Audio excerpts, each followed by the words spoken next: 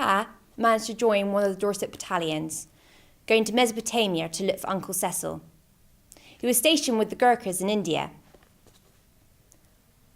I can tell you that right now he is in Ctesiphon, on the banks of the Tigris River. How do I know this? Because I'm a spy. I worked something out. Do you remember how I told you it was forbidden to say where you are when you write home? Well, I received a letter from Pa yesterday, and it says, "Dear my Meg, we've been stationed with the Gurkhas, and if you want to keep your spirits up, my girl, marry a Gurkha." Ma started hooting with laughter, and then Kitty and George started laughing, even though they don't understand.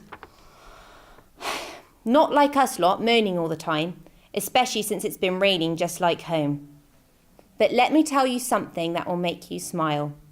I volunteered to collect some supplies on a camel. We've all had a bit of camel training, you see. But this particular camel got it into its head that I was a novice. Can't think how.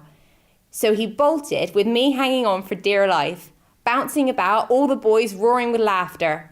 I was terrified he was going to charge into enemy territory. But it turned out he just wanted to return to his friends, you see.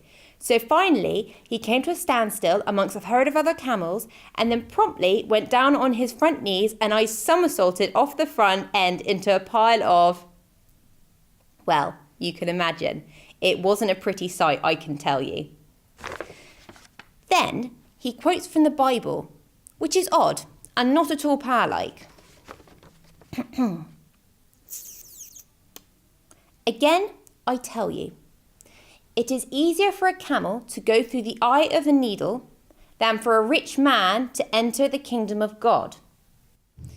Kiss Jor and Kitty and your ma.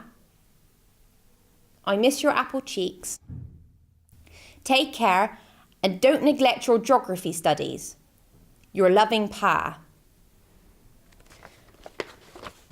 I started to ponder this and even fetched a needle from my ma's box to study it. But geography studies? I started to absent-mindedly touch the atlas page.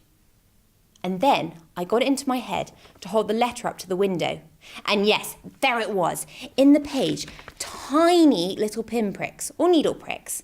And they were on particular letters so that when you wrote them out in order, it spelt Ctesiphon.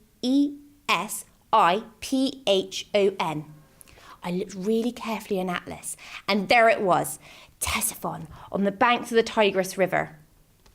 And sure enough, a few days later, we saw in the newspapers that they'd recaptured Ctesiphon.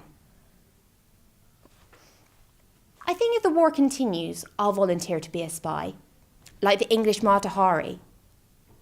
Ooh, I do hope she ain't one though. Not for the Germans.